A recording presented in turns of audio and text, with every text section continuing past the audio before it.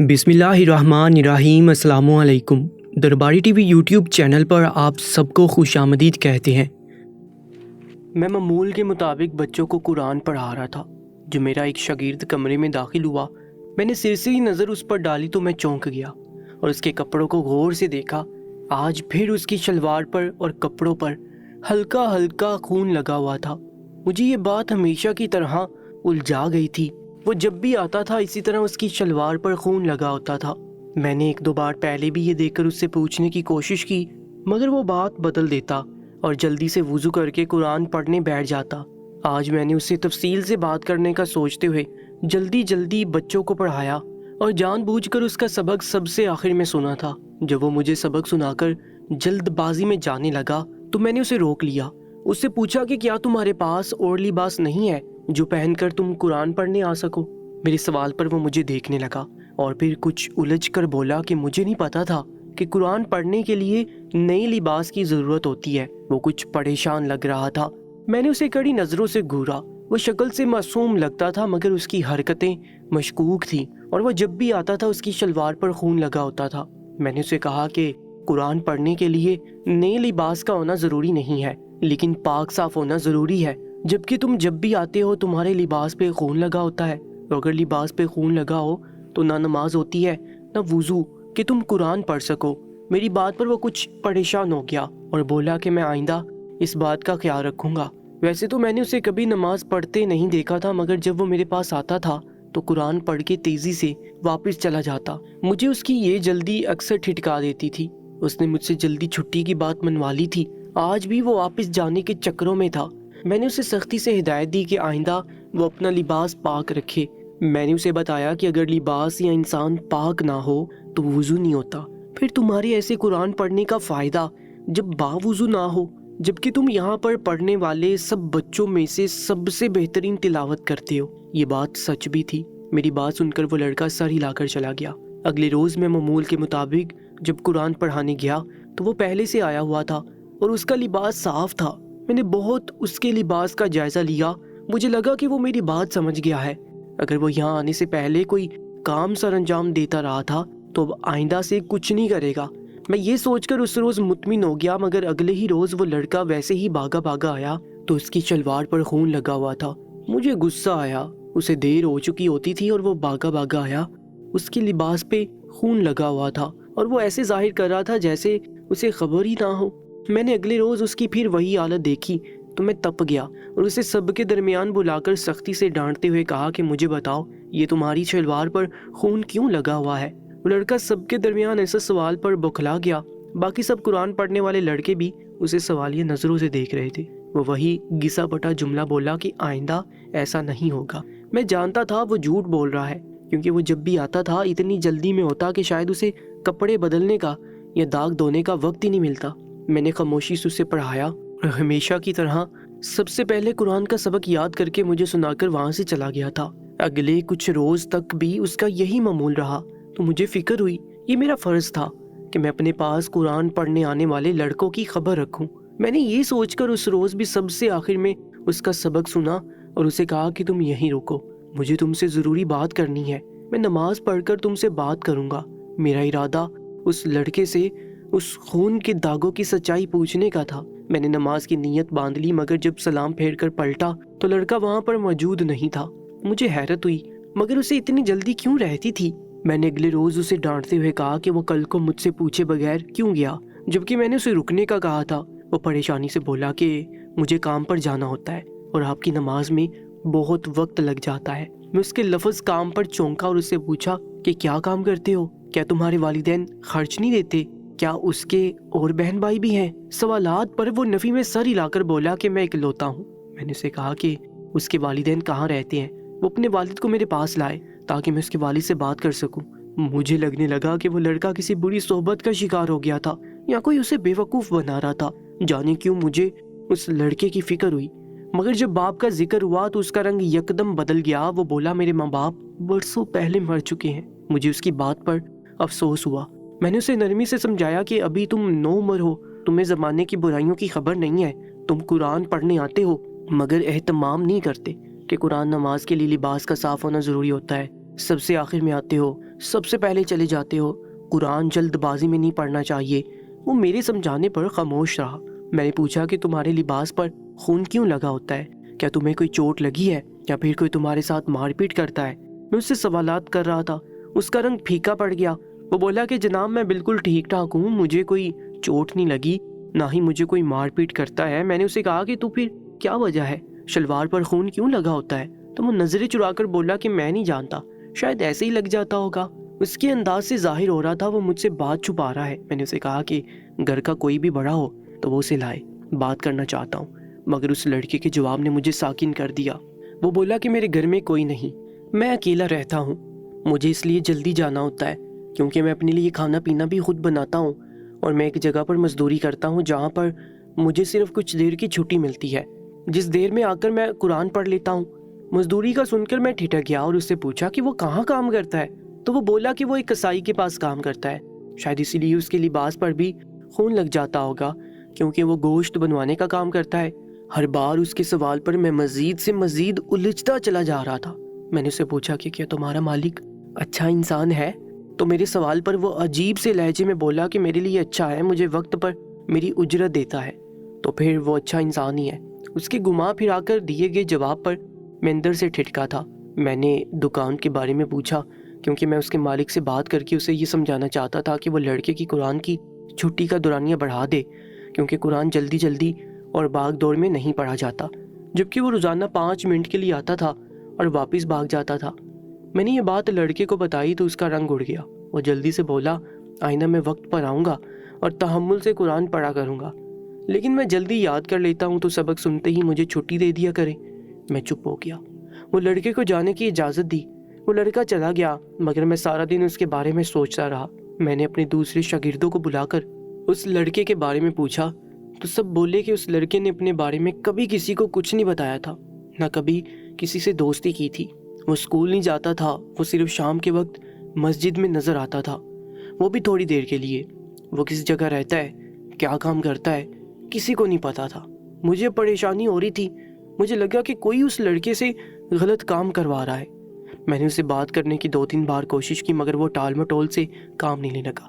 ایک روز میں نے اسے سب سے آخر میں چھٹی دی اور جب وہ تیزی سے جانے لگا تو میں بھی اس کے پیچھے چل پڑا۔ وہ لڑکا تیز قدموں سے آگے بڑھ رہا تھا، یوں جیسے اسے کہیں پہنچنے کی جلدی ہو۔ میں بھی کچھ فاصلے پر اس کے پیچھے چل رہا تھا۔ وہ چلتے چلتے اچانک ایک نہایت چھوٹے سے علاقے میں پہنچا۔ اس نے جب وہاں پر ایک جھونپڑی نما گھر میں قدم رکھے تو میں رک گیا۔ میں باہر کھڑا رہا، میں نہیں چاہتا تھا کہ اسے پتا چلے میں نے اس کا پیچھا کیا ہے۔ شاید وہ لڑکا اپنا بھرم رکھنا چاہتا تھا۔ اس کا جھونپڑی نما بسیدہ سا گھر دیکھ کر مجھے افسوس ہو رہا تھا۔ مجھے لگا کہ اگر میں اندر چلا گیا تو لڑکا مجھے دیکھ کر شرمندہ ہو جائے گا۔ ابھی میں یہ سوچ کر واپسی کے لیے پلٹا ہی تھا کہ مجھے اس جھونپڑے نما گھر کے اندر سے عجیب و غریب آوازیں آنے لگی۔ میں ٹھٹک کر رکا ہی تھا کہ تبھی لڑکیوں کے رونے کی اور چیخنے کی آوازیں آنے لگی۔ میں ان آوازوں پر ساکن رہ گیا۔ اس لڑکے نے مجھ سے کہا تھا کہ اس کے گھر میں کوئی نہیں رہتا، وہ اکیلا تھا، نہ اس کی بہنیں تھیں نہ ہی ماں، تو پھر یہ لڑکیوں کی آوازیں کیسی تھیں؟ میں نے خود اس لڑکے کو اس گھر میں جاتے نہ دیکھا ہوتا تو یقیناً یہ سمجھ لیتا کہ وہ گھر کسی اور کا ہے۔ میں چاہ کر بھی ان آوازوں کو نظر انداز نہیں کر پایا تھا۔ میں دبے پاؤں آگے بڑھ کر جھونپڑے میں جھانکا تو میری نظریں پھٹی کی پھٹی رہ گئیں، کیونکہ سامنے نہایت کم سن چھوٹی سی 2 لڑکیاں بیٹھی تھیں۔ ان کی حالت بہت زیادہ خراب تھی اور وہ چیخ چیخ کر رو رہی تھی۔ وہ لڑکا ان کے سامنے بیٹھا ان پر جھکا ہوا تھا۔ آہٹ پر اس لڑکے نے سر گھمایا تو مجھے دیکھ کر گھبرا گیا۔ ظاہر ہے اس نے مجھے دیکھنے کی توقع نہیں کی تھی۔ اس نے لڑکیوں کے وجود پر جلدی سے ایک چادر ڈال کر ان کا جسم چھپایا اور مجھے غصیلی نظروں سے دیکھنے لگا۔ میں اس لڑکے کے تیور پر حیران تھا۔ میں نے کچھ دیر پہلے جو منظر دیکھا تھا وہ مجھے ابھی تک بے یقینی میں مبتلا کر رہا تھا اور شرمندگی کی بجائے مجھے گور رہا تھا۔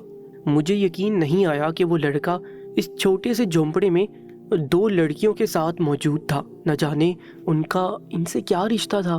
مجھے لڑکیوں کی روتے ہوئے چہرے نظر آ رہے تھے، وہ سر جھکائے سہمی ہوئی سی بیٹھی تھی۔ میں نے غصے سے لڑکے کو کہا کہ تم ان بچیوں کے ساتھ کیا کر رہے ہو؟ وہ بولا کہ یہ میری چھوٹی بہنیں ہیں، آپ یہاں سے جائیں، یہ ہمارے گھر کا معاملہ ہے۔ مجھے اس کی بات پر غصہ آ گیا۔ میں نے اسے جتایا کہ تم نے کچھ دن پہلے مجھ سے کہا تمہارا کوئی بھائی بہن نہیں ہے، تو پھر یہ چھوٹی بہنیں کہاں سے ٹپک پڑی؟ مجھے ان لڑکیوں کی حالت دیکھ کر یقین ہو گیا کہ وہ ان کو زبردستی وہاں رکھے ہوئے تھا۔ لڑکیوں کے چہرے پر خوف اور تکلیف کے آثار تھے۔ لڑکیوں کے پاس جانے لگا تو یکدم وہ لڑکا میرے سامنے آ گیا اور مجھے دھکا دے کر بولا کہ میری بہنوں کے قریب آنے کی کوشش مت کرو اور یہاں سے جاؤ، یہ ہمارا ذاتی معاملہ ہے۔ میں نے اسے بولا کہ بہنوں کے ساتھ یہ سلوک کون کرتا ہے، اور اس نے تو کہا تھا کہ اس کا کوئی حل نہیں۔ وہ چیخنے لگا کہ میں نے کسی وجہ سے سچ چھپایا تھا، مگر یہ میری بہنیں ہیں اور میں نہیں چاہتا کہ میری بہنوں کو کوئی اور دیکھے۔ میں نے اسے غصیلی نظروں سے دیکھا اور کہا کہ اصل میں تو تم یہ نہیں چاہتے کہ تمہارا یہ چہرہ کوئی دیکھے، تم اپنی بہنوں کے ساتھ کیا کر رہے تھے۔ وہ بچیاں سہم کر ہم دونوں کو دیکھ رہی تھی۔ لڑکا مجھے ہر حال میں بھیجنا چاہتا تھا۔ میں نے اسے کہا کہ میں لڑکیوں کی مدد کیے بغیر یہاں سے نہیں جاؤں گا۔ مجھے لگ رہا ہے کہ تم جیسے جنگلی وحشی لڑکے نے انہیں یہاں پر قید کیا ہوا ہے۔ مجھے یہ بھی جھوٹ لگ رہا تھا کہ وہ اس کی بہنیں ہیں۔ وہ لڑکا معمولی شکل کا تھا جبکہ وہ دونوں لڑکیاں نہایت خوبصورت تھیں۔ میں نے لڑکیوں کو دیکھتے ہوئے نرمی سے کہا کہ اگر یہ لڑکا ان کے ساتھ زبردستی کر رہا ہے تم مجھے بتا سکتی ہیں، میں ان کی مدد کرنے کو تیار ہوں۔ مگر ان کے جواب نے تو مجھے حیرت سے گم کر دیا۔ وہ دونوں بولیں کہ وہ ان کا گھر ہے اور انہیں اس لڑکے کے پاس رہنا ہے۔ ایک لڑکی نے کہا کہ یہ ہمارا بھائی ہے اور ہماری ماں نے مرنے سے پہلے کہا تھا کہ ہم بھائی کے بغیر کبھی گھر سے نہ نکلے۔ میں ان کی بات پر ہکا بکا رہ گیا۔ وہ لڑکیاں واقعی اس کی بہنیں تھیں۔ مجھے دکھ ہوا کہ وہ اپنی بہنوں کے ساتھ کیسا سلوک کرتا تھا۔ میں نے لڑکیوں کے وجود پر پھیلی چادر پر خون کے دھبے دیکھے تو میری کن پٹی کی رگ سلگنے لگی۔ میں نے لڑکے سے کہا کہ تم گھٹیا انسان جانتے ہو تمہاری بہنیں معصوم ہیں، ان کا کوئی ٹھکانہ نہیں اور ان کا تمہارے علاوہ کوئی سہارا بھی نہیں، تو تم اس بات کا ناجائز فائدہ اٹھانے لگے، ان کی معصومیت سے کھیل رہے ہو۔ مجھے شدید غصہ اور بے بسی محسوس ہو رہی تھی۔ میری باتوں پر لڑکے کا چہرہ نہایت سرخ ہو گیا اور وہ جو کب سے خاموش کر رہا تھا اچانک بدتمیزی سے میرا بازو پکڑ کر مجھے اپنے گھر سے باہر لایا اور بولا کہ ہمارے معاملات میں ٹانگ اٹکانے کی ضرورت نہیں، آپ یہاں سے جا سکتے ہیں۔ لڑکے کی بدتمیزی پر میں نے اسے کہا کہ میں تمہارا استاد ہوں جو تمہیں قرآن پڑھاتا ہوں، تمہیں آج اپنے استاد کی عزت بھی بھول گئی۔ میری بات پر وہ تمسخر سے بولا کہ اگر استاد کو اپنی عزت کا خود ہی احساس نہ ہو تو میں کیا کر سکتا ہوں۔ استاد کو یہ زیب نہیں دیتا کہ وہ شاگردوں کی جاسوسی کرے اور ان کے گھروں میں زبردستی گھس جائے۔ آپ کون ہوتے ہیں مجھ سے باز پرس کرنے والے؟ میں جانتا ہوں وہ میری بہنیں اور میری ذمہ داریاں ہیں، ان کو میں نے کیسے رکھنا ہے کیسے نہیں یہ میری مرضی ہے۔ آپ نے لڑکیوں کا جواب بھی سن لیا، وہ میرے ساتھ اپنی خوشی سے رہ رہی ہیں، ان کی کوئی مجبوری نہیں، اس لیے آپ یہاں سے چلے جائیں اور دوبارہ میرے گھر کی طرف نظر اٹھا کر نہیں دیکھیے گا۔ میں اس لڑکے کی بدتمیزی پر کچھ نہیں بولا اور وہاں سے پلٹ آیا۔ ساری رات میں سو نہیں پایا تھا، میری آنکھوں میں بار بار معصوم بچیوں کے چہرے آ رہے تھے۔ مجھے اب بھی یہی لگ رہا تھا کہ وہ دونوں مجبوری میں اپنے بھائی کے ساتھ رہ رہی تھی، مگر شاید ان کی مجبوری کا روزانہ فائدہ اٹھا رہا تھا۔ میں ساری رات بے چینی سے کروٹیں بدلتا رہا اور آخر صبح میں نے فیصلہ کیا کہ میں اس لڑکے کی غیر موجودگی میں ان بچیوں کے پاس جاؤں گا اور انہیں اپنے اعتماد میں لے کر ان سے سارا سچ اگلواؤں گا۔ اگر واقعی وہ لڑکا ان کا ناجائز فائدہ اٹھا رہا تھا تو میں ان دونوں کو محفوظ کرنا چاہتا تھا۔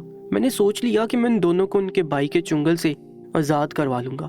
اگلے روز اپنی سوچ کے مطابق میں دن کے وقت چھپ کر جب پہنچا تو یہ دیکھ کر میرے ہوش اڑ گئے کہ نہ وہاں لڑکا موجود تھا نہ ہی لڑکیاں۔ میں پریشان ہو گیا، شاید اپنا ٹھکانہ نظر میں آ جانے کے بعد وہ لڑکا ٹھکانہ بدل چکا تھا۔ میں مایوسی سے واپس چلا گیا اور شام کا انتظار کرنے لگا کہ وہ لڑکا قرآن پڑھنے آئے تو اس سے پوچھوں، مگر وہ لڑکا میرے پاس قرآن پڑھنے بھی نہیں آیا تھا اور 2-3 روز لگاتار اس نے چھٹی کی۔ میں پریشان ہو گیا اور اس کے گھر پہنچ گیا، مگر اس جھونپڑی کی جگہ وہاں خالی میدان دیکھ کر مجھے جھٹکا لگا۔ وہ لڑکا واقعی وہاں سے جا چکا تھا۔ میں نے اپنی آنکھوں سے ان لڑکیوں کی جو حالت دیکھی تھی میں انہیں بھول نہیں پا رہا تھا۔ میری راتوں کی نیند اڑ گئی۔ میں جب بھی سونے لگتا مجھے معصوم بچیوں کا ڈر یاد آتا۔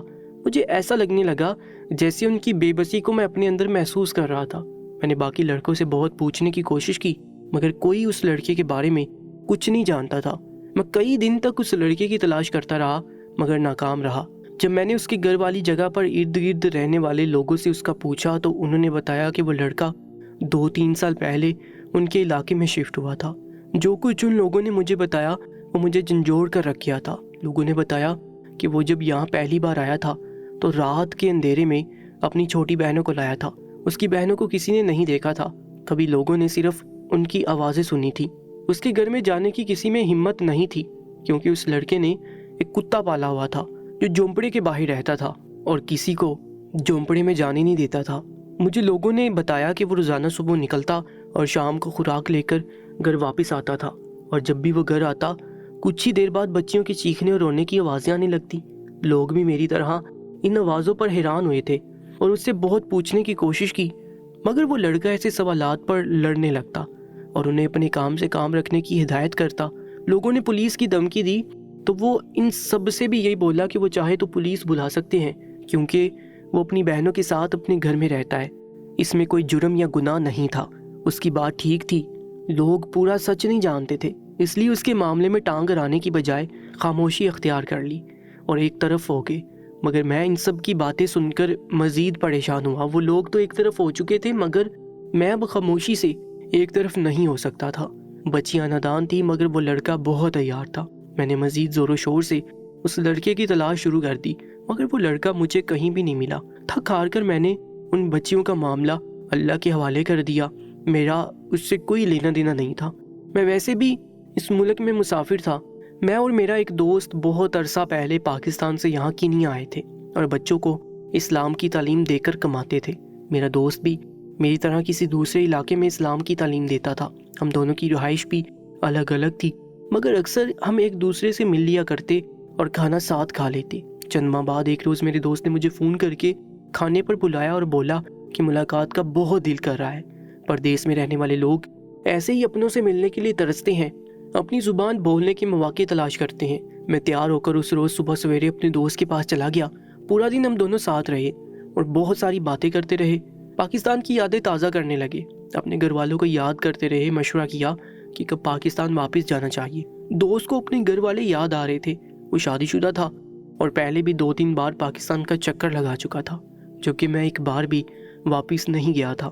باتوں باتوں میں جب شام ہوئی تو اس کے پاس قرآن پڑھنے والے لڑکے آنے لگے۔ میں ایک طرف بیٹھ گیا تھا، تو بھی میری نظر قرآن پڑھنے کے لیے آنے والے لڑکوں پر پڑی تو میں اچھل کر رہ گیا، کیونکہ ان لڑکوں میں وہی لڑکا بھی شامل تھا جسے میں اتنے ماہ تلاش کرتا رہا تھا۔ وہ اب بھی ویسے ہی بھاگتے ہوئے تیزی میں آیا تھا اور اس کے لباس پر اب بھی خون لگا ہوا تھا۔ مجھے یقین نہیں آ رہا تھا وہ میرے سامنے ہے۔ میں اس کی نظر سے بچ کے بالکل سائڈ پہ ہو گیا۔ میں نہیں چاہتا تھا وہ مجھے دیکھ کر گھبرا جائے۔ میں اس بار ہر حال میں اس کے گھر تک پہنچنا چاہتا تھا۔ وہ لڑکا جب قرآن پڑھ کر جانے لگا تو اپنے دوست کو اشارہ کر کے میں بھی وہاں سے نکلا اور اس لڑکے کے پیچھے جانے لگا۔ اب مجھے اس کی جلد بازی کی وجہ پتہ تھی۔ وہ اپنی بہنوں کے پاس پہنچنے کی جلدی کرتا تھا۔ وہ تیز قدموں سے چلتا کھیتوں میں پہنچا اور درختوں کے نیچے بنے جھونپڑی میں داخل ہوا۔ میں نے اسے پیچھے سے پکار کر روکا تو وہ مجھے دیکھ کر پریشان ہو گیا، اور یقیناً وہ حیران بھی ہوا تھا کہ میں نے اتنے ماہ بعد بھی اسے یاد رکھا اور اس کا پیچھا کرتے وہاں پہنچ گیا۔ وہ مجھ سے بولا کہ آپ نے مجھے کیسے ڈھونڈا؟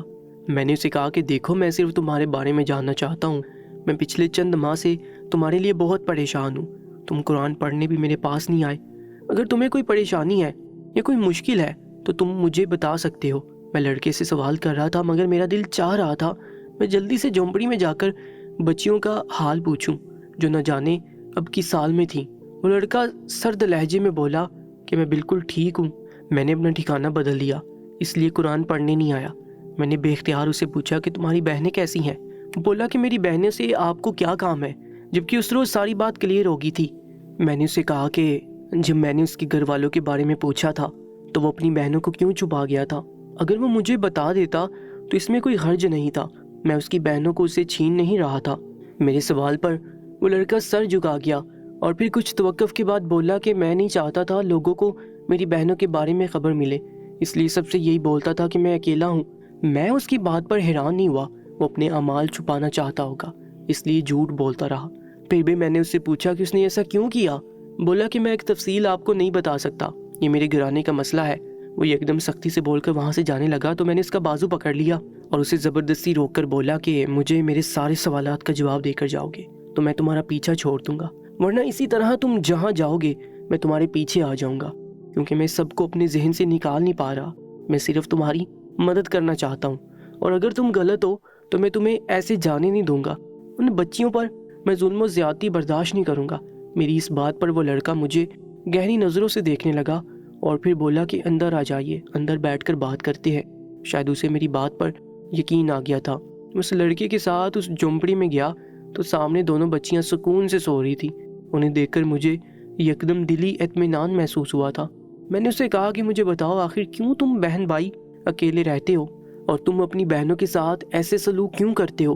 میرے سوال پر وہ لڑکا کچھ دیر بعد بولنا شروع ہوا۔ اس نے مجھے اپنے بارے میں سب کچھ بتا دیا، جسے سن کر میں شرمندہ بھی ہوا اور حیران بھی۔ اس لڑکے نے بتایا کہ اس کے والدین کی بہت پہلے وفات ہو چکی تھی، وہ بہنیں اس کی ذمہ داری ہیں۔ اپنی بہنوں کی حفاظت کے لیے وہ لڑکا کبھی بھی ایک جگہ ٹک کر نہیں رہ پایا۔ جب لوگ اس کی بہنوں کی طرف متوجہ ہوتے وہ ٹھکانہ بدل لیتا۔ وہ بولا کہ ایک بار وہ ایک ایسے علاقے میں پہنچ گیا جہاں پر بہت بری وبا پھیلی ہوئی تھی۔ اس کی بہنیں تب چھوٹی تھیں اور انہیں باہر کھیلنے کی اجازت تھی۔ وہ کہاں پر جاتا تھا اس لیے جان نہیں پایا کہ اس کی بہنوں کو وبا لگ گئی۔ کچھ دن گزرے تو ان کے پورے جسم پر پیپ اور خون سے بڑے ہوئے دانے نکل آئے۔ وہ اس صورتحال سے گھبرا گیا تھا۔ وہ ڈاکٹر کا خرچ یا کسی حکیم کی دوا خریدنے کے قابل نہ تھا۔ وہ بمشکل اتنا کماتا تھا جو تینوں مل کر کھا لیتے۔ اس نے بڑی مشکل سے پیسے جمع کیے اور ایک حکیم کے پاس پہنچا۔ حکیم نے اسے ایک دوا دی اور کہا کہ وہ لگاتار اپنی بہنوں کو لگاتا رہے۔ اس حکیم کی دی دوا وہ بلا ناغہ اپنی بہنوں کو لگانے لگا، مگر مرض ٹھیک ہونے کی بجائے بگڑتا گیا اور ان کے جسم پر دانے بڑھتے گئے، جس سے اب انہیں تکلیف ہونے لگی اور دوا لگانے پر بھی وہ تکلیف سے چیختی تھی۔ وہ بولا کہ میں بہت زیادہ پریشان ہو گیا تھا، ان کے لیے مزید دوا بھی نہیں خرید سکتا تھا۔ تھک کر میں نے صرف ڈیٹول خریدا اور اس سے میں روزانہ اپنی بہنوں کے تکلیف دہ دانے صاف کر کے ان کو نیا کپڑا باندھ دیتا تھا۔ میرے پاس اتنا وقت نہیں تھا کہ میں بار بار لباس بدلتا یا دھوتا، اس لیے وہ قمیض اتار کر دوا لگاتا اور پھر صاف قمیض پہن لیتا، مگر اس کی شلوار پر اکثر خون لگ جاتا تھا۔ وہ بولا کہ میں اکثر رات کو اپنی بہنوں کے زخموں کی خود صفائی کرتا ہوں، جس پر وہ روتی تھیں تو لوگ غلط مطلب لیتے تھے، مگر وہ کسی کو سچ نہیں بتا پایا کیونکہ اسے ڈر تھا وہ بھاگا سن کر لوگ انہیں اپنے علاقے سے نکال دیتے۔ اس کی صفائی اور احتیاط کی وجہ سے وہ خود بھی وبا سے بچا رہا اور اس کی بہنیں کافی حد تک ٹھیک ہو چکی تھی۔ پھر وہ سر اٹھا کر بولا، میں گھٹیا انسان نہیں ہوں، مجھے اپنی بہنوں سے بہت محبت ہے، میں صرف ان کا علاج کرتا ہوں، مگر لوگ یہ بات نہیں سمجھ سکتے، نہ ہی میں لوگوں کو بتانا چاہتا ہوں۔ میری بہنوں کو جو وبا ہے اگر لوگوں سے ملتے تو انہیں بھی وبا چمٹ جاتی، اس لیے میں بہنوں کو اکیلا رکھتا ہوں۔ میں روزانہ ڈیٹول کے پانی سے نہاتا ہوں اور خود کو بڑی مشکل سے بچایا ہوا ہے۔ مجھے سب بتا کر وہ خاموش ہو گیا اور میں شرمندگی سے زمین میں گڑ گیا۔ میں اسے کیا سمجھاتا، اور وہ معصوم لڑکا اپنی بہنوں کو ماں اور باپ بن کر پال رہا تھا، ان کا کیا رکھتا تھا؟ اس کی جگہ کوئی اور ہوتا تو شاید اپنی بہنوں کو چھوڑ کر جا چکا ہوتا۔ میں نے نظر گھما کر بچیوں کو دیکھا تو وہ سکون سے سو رہی تھی اور پہلے سے بہتر لگ رہی تھی۔ میں نے اس لڑکے سے معافی مانگی، اس سے کہا کہ وہ بہت عظیم انسان ہے جو لوگوں کی سوچ اور شک سے لاپرواہ صرف بہنوں کا سایہ بنا ہوا ہے۔ دوستو، ایسی ہی سچی کہانی اور سچے واقعات کے لیے ہمارے YouTube چینل کو سبسکرائب کر لیجیے گا۔ انشاءاللہ ملاقات ہوگی ایک نئی ویڈیو میں۔ اپنا بہت زیادہ خیال رکھا کریں، تب تک کے لیے اللہ نگہبان۔